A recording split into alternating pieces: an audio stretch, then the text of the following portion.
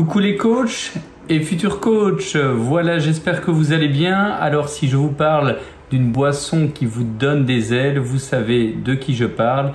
Et aujourd'hui on va parler des boissons énergisantes, les bienfaits, les dangers. David Germeau, notre nutritionniste, vous dit tout. À toi de jouer David. Bonjour à toutes et bonjour à tous, bienvenue dans cette nouvelle capsule. En effet, aujourd'hui on va parler des boissons énergétiques et de la problématique de ces boissons dans un rééquilibrage alimentaire. Alors je vais aborder cette question selon deux angles, l'angle effectivement de la santé en premier, et puis vous verrez qu'effectivement on va vite arriver à la problématique de la plupart de vos coachés, c'est la perte de poids. Alors le problème des boissons énergétiques, premièrement, c'est qu'elles sont très riches en sucre et en caféine. Alors oui, il y a des boissons énergétiques à zéro sucre et à ce moment-là, vous retombez dans cette catégorie d'aliments transformés. Je vous invite à écouter la capsule sur les aliments transformés et de comprendre pourquoi finalement un faux sucre n'est vraiment pas meilleur qu'un vrai sucre. Alors, la question, est-ce qu'il vaut mieux consommer un soda normal ou un soda light?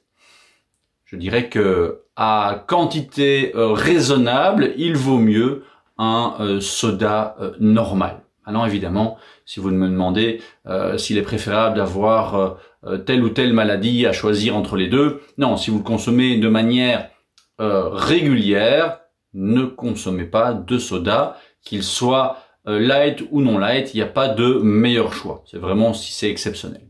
Mais revenons aux boissons énergétiques. Alors premièrement, si vous avez besoin d'une boisson énergisante, ça veut dire que vous êtes fatigué ou que votre coaché est fatigué. Donc on part déjà mal parce que lorsqu'on est fatigué, on aura tendance à ne plus ressentir la faim ou la satiété de la même manière et donc de surconsommer des calories.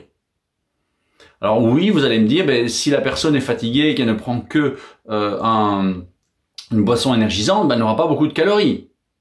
C'est éventuellement vrai. Bon, ça dépend un petit peu du nombre de boissons énergisantes. Je me souviens d'un jeune athlète que j'ai coaché il y a plusieurs années qui était à 5 boissons énergisantes par jour à 17 ans. Et donc là, le problème, c'est que vous le voyez, on commence par une boisson, puis une deuxième, puis une troisième, parce que le corps va s'habituer. Il s'habitue à quoi? Il s'habitue à cette consommation, à l'effet de la caféine. Il s'habitue à quoi? Il s'habitue à l'effet de la caféine. Alors la caféine, qu'est-ce qu'elle fait? Dans un premier temps, elle va libérer une petite dose d'adrénaline, elle va faire monter la glycémie, et vous allez pouvoir avoir effectivement un petit rush d'énergie. Dans les 3 heures qui suivent la consommation de cette boisson énergétique, eh bien, vous allez avoir une augmentation de la consommation des lipides par rapport aux glucides. On pourrait se dire, oui, la caféine est souvent utilisée justement dans des boosters et, de perte de poids. Malheureusement, 8 heures après, vous avez encore une petite partie de caféine et donc toutes les boissons à base de caféine qui sont consommées après 3 heures de l'après-midi auront un impact néfaste sur la qualité du sommeil. Alors, vous allez me dire, la qualité du sommeil, mais je connais plein de personnes qui peuvent consommer un café ou un Red Bull à 5 heures de l'après-midi et ils vont quand même s'endormir à 8-9 heures. Alors là, attention, parce que lorsque ça arrive, je suis plutôt inquiet de l'équilibre hormonal du coaché. Alors, il est vrai que d'un point de vue génétique, vous avez un gène qui permet de métaboliser plus rapidement la caféine. Donc on a des personnes qui métabolisent rapidement, moyennement ou lentement la caféine. Les personnes qui métabolisent lentement la caféine, en général, n'apprécient pas la caféine parce qu'elles vont vraiment avoir des sensations intenses de nervosité. Ceux qui sont moyens ou rapides restent quand même avec cette élimination en 8 heures de la moitié de la quantité de caféine. Donc ça veut dire que les personnes qui arrivent à dormir malgré un café ou une boisson énergisante entre, je veux dire, 4 heures de l'après-midi et l'heure du coucher, ça veut dire que le corps ne réagit même plus suffisamment à cette caféine et il est tellement épuisé qu'il s'endormirait n'importe où et n'importe comment. Hein, c'est la même chose que si vous vous endormez ou si vos coachés s'endorment devant leur écran. Hein, un écran va venir stimuler l'éveil de la personne, hein, donc les écrans de smartphone, les écrans de télévision, sauf s'il y a un filtre. Et donc normalement, on a difficile à s'endormir devant un écran, sauf s'il est 3 ou 4 heures du matin et qu'on est vraiment épuisé.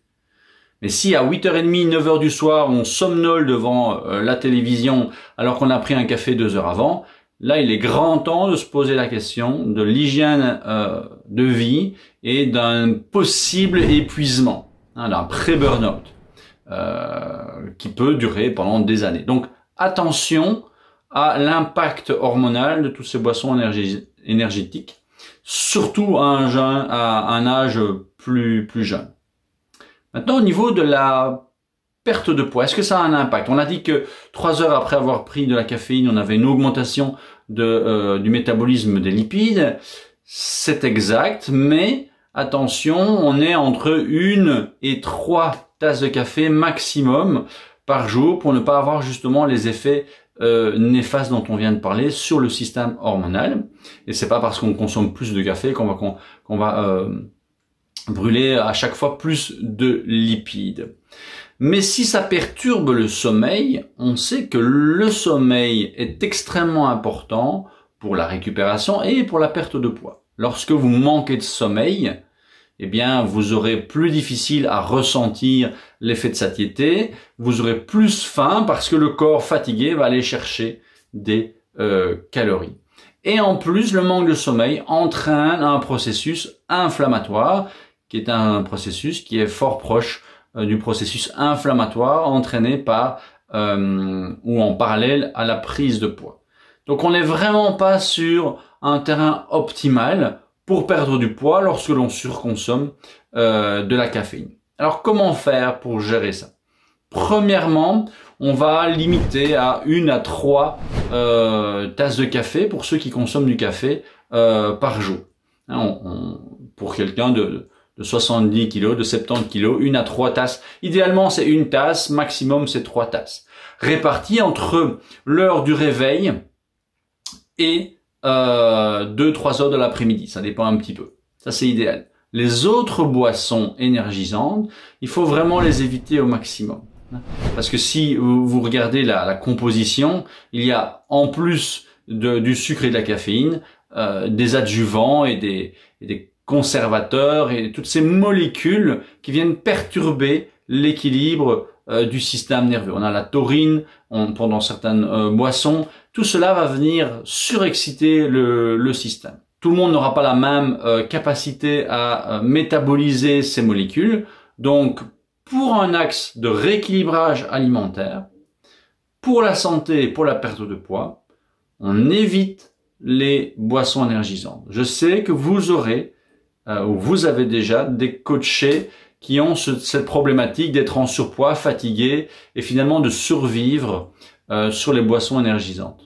Mais là, le rôle du coach est de pouvoir petit à petit remonter l'énergie du coaché pour qu'il puisse diminuer sa consommation de boissons énergisantes. Alors comment fait-on pour remonter l'énergie d'un coaché? Effectivement, on vérifie son hydratation, on vérifie sa quantité de protéines, on vérifie la qualité de son sommeil. En tant que coach, vous pouvez aborder ces sujets-là. Éventuellement, l'heure du dernier repas, etc., etc. Tout ce qui vient influencer le sommeil pour petit à petit passer peut-être, comme le jeune coaché dont je vous ai parlé, de 5 à 3. En général, on diminue de 50% un aliment que l'on veut diminuer progressivement chaque semaine. Première semaine, il est à 5 boissons. La deuxième semaine, on diminue à 50%, donc on le laisse à 3. La semaine d'après, on le met à 2, puis 1, puis 1 tous les 2 jours, et puis on essaye d'éliminer totalement cette consommation excessive de caféine. Voilà, j'espère que cette capsule vous a permis de comprendre un peu mieux les tenants et aboutissants des boissons énergisantes. Je me souviens d'un de mes professeurs qui disait que le café, même le café noir, qui est beaucoup moins nocif pour la santé qu'une boisson énergisante, c'est quand même un emprunt d'énergie que vous ne pourrez jamais rembourser. Donc si vous prenez du café par plaisir et que vous pouvez vous en passer pendant, on parle d'une semaine tous les mois, eh bien il n'y a pas de souci. Hein, si vous prenez une semaine de pause caféine par mois, vous allez pouvoir vous désensibiliser à la caféine et ne vous risquez pas d'en avoir besoin à chaque fois un peu plus. Ceux et celles qui ont des connaissances dans les routiers sont sympas. C'est effectivement un problème des routiers, c'est qu'avec sur 20 ans de carrière, ils ont augmenté de plus en plus leur consommation de café et je vous déconseille de goûter le café d'un routier à la retraite. Voilà, sur ces bonnes petites anecdotes, je vous souhaite une bonne fin de journée, une bonne soirée. Et je vous donne rendez-vous dans une prochaine capsule. Encore un tout grand merci David pour cette nouvelle pépite. Et vous, si vous êtes coach ou futur coach, que vous souhaitez aller plus loin dans vos coachings, développer ça en activité complémentaire ou en activité full-time, que vous souhaitez, voilà les joies du direct, que vous souhaitez connaître le succès, un petit cadeau pour vous qui se tient dans le descriptif de cette vidéo. Vous n'avez juste qu'à cliquer. Je vous souhaite une bonne journée les amis et je vous dis à bientôt.